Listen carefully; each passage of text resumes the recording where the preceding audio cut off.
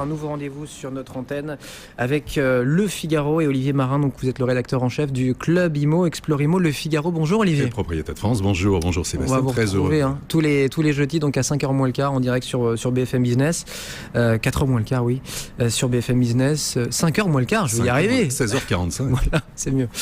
On va parler de l'ancien, du neuf avec vous, des grandes tendances de l'immobilier. On peut peut-être commencer par les ventes aux enchères, secteur qu'on connaît un peu moins bien. Oui, absolument, parce que dans l'actualité en fait de l'immobilier, il y a cette semaine, la fameuse semaine notariale des ventes aux enchères immobilières. Alors ça se déroule à Paris, ça se déroule également dans les régions. C'est une fois par an. C'est une fois par an, c'est la 5e édition, à chaque fois ça marche très très fort. Alors à Paris, notamment parmi les biens qui sont mis en vente place du Châtelet, dans le 1er arrondissement, il y en a pour vraiment tous les goûts. Alors ça va du studio dans le 10e arrondissement, au duplex rue de Grenelle dans le 15e, en passant par des maisons dans les Yvelines ou les Hauts-de-Seine, et puis en région, des appartements, des chalets, des villas, ou encore dans un tout autre style, un château du XVIe siècle situé à 10 km d'Avignon, entièrement réhabilité par l'architecte Jean-Michel Villemotte, qui est mis en vente. Voilà les programmes de mise en vente aux enchères élaborés à Paris en région. Il y a un site internet www.immobilier.notaire.fr. Bon, pour ceux qui veulent faire des affaires, effectivement, si on revient là sur les marchés plus classiques, l'ancien, les grandes tendances, bon d'abord Paris, on ne parle que de Paris, mais...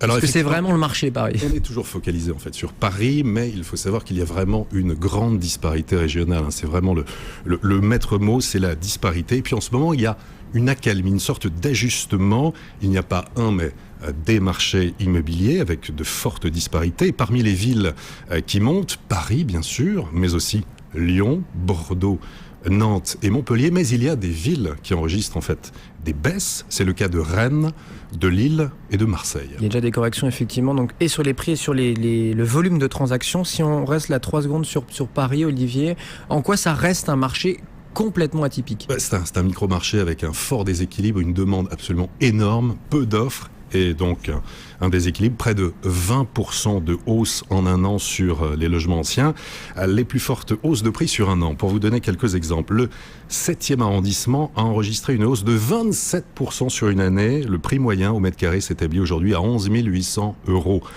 Plus 23% dans le 14e, on est un peu plus de 8 000 € du mètre carré, plus 22% dans le 11e arrondissement, à 7 430 € du mètre carré. La plus faible baisse, c'est 16%.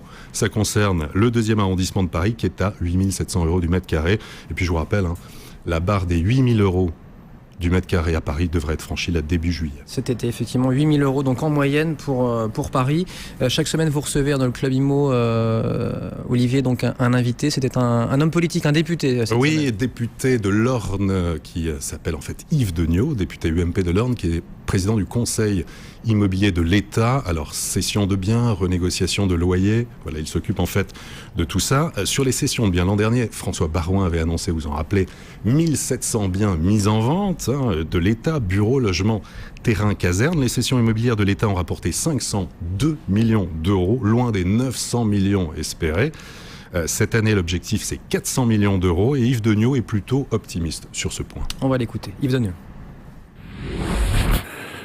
Je ne pourrais pas vous dire le chiffre exact des cessions, parce qu'il est tout à fait vraisemblable que l'objectif des 400 millions sera atteint à la fin de l'année, compte tenu de l'état du marché qui est meilleur évidemment que les 2 années qui ont précédé.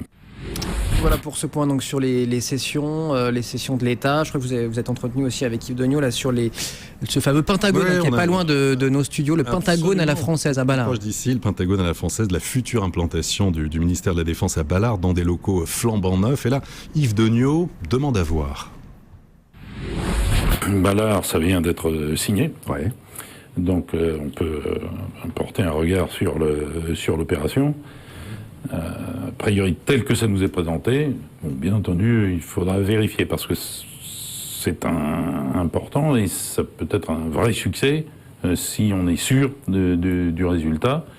Mais les 130 millions d'euros annuels qui seront payés pendant 27 ans à l'opérateur retenu pour la construction, l'entretien, l'ensemble de fournitures de services qui permettront à cet ensemble de vivre, c'est exactement la somme qui était payée avant pour le seul fonctionnement des services qui seront déplacés à Ballard. D'accord. Donc, pour le même prix, on aura des bâtiments neufs qui seront entretenus, gérés, fournis pendant 27 ans et rendu au bout de 27 ans en un excellent état.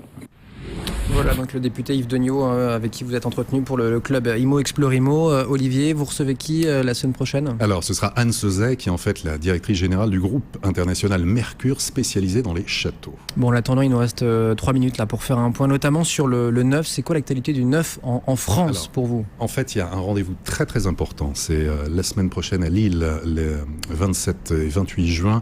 Les promoteurs immobiliers vont se retrouver et parler évidemment de choses qui sont déterminantes. Moins 24% dans l'immobilier neuf, moins 24% de ventes de logements neufs au premier trimestre, c'est évidemment très mauvais.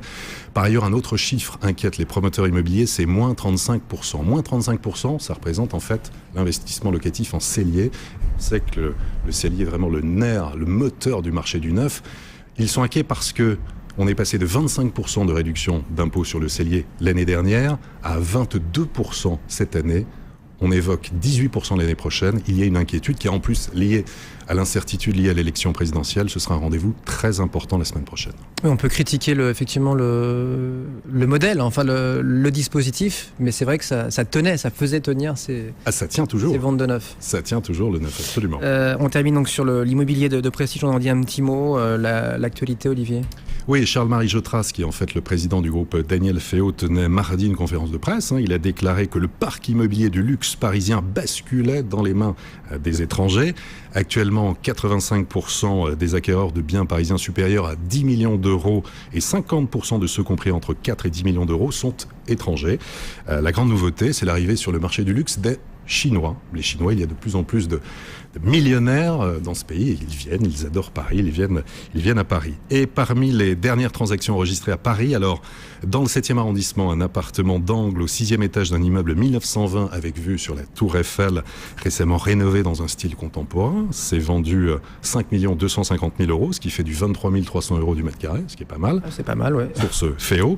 Et puis, du côté de Barnes, on nous signale un appartement de 350 mètres carrés dans un immeuble haussmannien face au Ranelagh, qui vient de se vendre 3 800 000 euros, ou encore un hôtel particulier sur une voie privée de la Muette, d'une surface de 345 mètres carrés à rénover, qui s'est vendu récemment 3 315 000 euros.